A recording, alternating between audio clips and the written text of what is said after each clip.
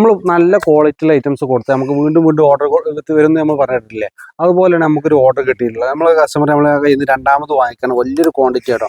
കാരണം നട്ട്സിൽ രാജക്കന്മാരെന്ന് പറയുന്നില്ല, ബ്രസീൽ നട്ട്, അതുപോലെ തന്നെ മക്കഡാമിയ, അതുപോലെ തന്നെ ഹസൽ നട്ട്. ഈ ഒരു 3 ഐറ്റം അത്യാവശ്യം നല്ല കോസ്റ്റ്ലി ആയിട്ടുള്ള ഐറ്റംസ് ആണ്.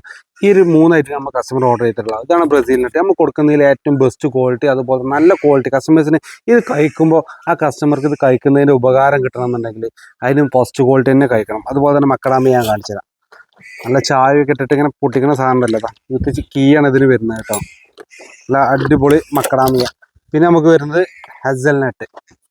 എല്ലാ കളറൊക്കെ ഫസ്റ്റ് ക്വാളിറ്റി ഐറ്റംസ് ആട്ടോ. ഇതൊക്കെ നല്ല കോസ്റ്റ്ലി ആണ്.